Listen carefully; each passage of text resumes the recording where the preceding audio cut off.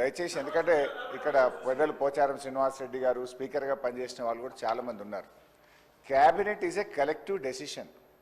నేను చాలా సంవత్సరాల నుంచి సభలో ఉన్న తప్ప మంత్రి లేచి ఇంకొక మంత్రిని ప్రశ్నలు అడిగేటువంటి సంస్కృతి ఉండదు. బికాజ్ క్యాబినెట్ అనేది ఒక కలెక్టివ్ డెసిషన్.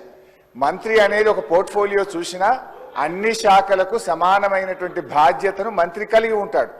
ఇవాళ మీరు కూడా దయచేసి నేను మీతో కోరేది ఏంటంటే మీరు కూడా ఇట్లా ఒక మంత్రి లేచి ఇంకో మంత్రిని ప్రశ్నలు అడగడానికి అవకాశం ఇస్తే అసలు ప్రశ్నోత్తరాల సమయం యొక్క దాని మీనింగే మారిపోతుంది. అధ్యక్ష, దయచేసి లేని సంస్కృతిని తీసుకురావద్దు. మంత్రి అనే వాళ్ళు క్యాబినెట్ లో మాట్లాడుకోవచ్చు. Government is a collective decision. ఇట్లా మినిస్టర్లు లేచి అడిగే సంస్కృతి ఉండదు. నంబర్ 1. నంబర్ 2, గతంలో కూడా కోమటిరెడ్డి వెంకటరెడ్డి గారు అప్పుడు కూడా మంత్రిగా ఉన్నారు. మరి వారి హయాంలోనే ఈ మూసి ఈ రకంగా జరిగింది. మీరు మంత్రిగా ఉన్నప్పుడు సరిగా చేసి ఉంటే ఈ పరిస్థితి ఎందుకు? కోమటిరెడ్డి వెంకటరెడ్డి హరీష్ రావు గారికి చెప్తున్నా, 21 సంవత్సరాల అనుభవం ఉన్న హరీష్ రావు గారిని అడుగుతున్నా, మీకు ఎల్పీ లీడర్ లేడు, నువ్వు డిప్యూటీ లీడర్వా శాసనసభ్యునివా? క్వశ్చన్ అవర్లో నిన్న కూడా నువ్వు మైక్ తీసుకున్నావు, మా స్పీకర్ మంచోళ్ళు కాబట్టి నీకు మైక్ ఇచ్చాను. నీ ఏ హోదాలు అడుగుతున్నావు? నువ్వు ఏ హోదాలు నువ్వు మాట్లాడుతున్నావు?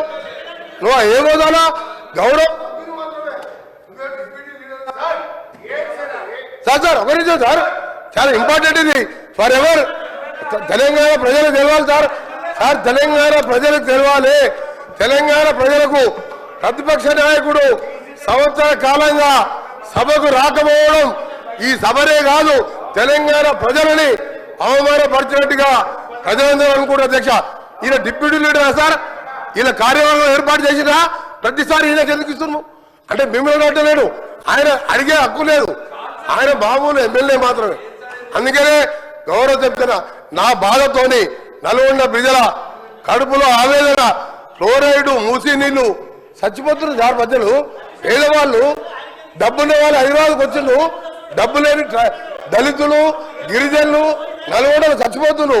అంత కనికరం లేదు సార్ వీళ్లకు. ఎస్ఎల్బిసి సొరంగం 70% పూర్తి చేశాం. ఇరిగేషన్ మినిస్టర్గా ఉండి ఒక్కసారి సొరంగం రాలే. ఆయన నల్గొండ గురించి కానీ నా గురించి మరి మాట్లాడే హక్కు లేదు అధ్యక్ష. ఆయన ఒక గౌరవ శాసనసభ్యుడు మాత్రమే, డిప్యూటీ లీడర్ కాదు, సిఎల్పి సెక్రటరీ కాదు, లీడర్ లేడు వాళ్లకు. వాళ్ళ సార్ మాట్లాడేది.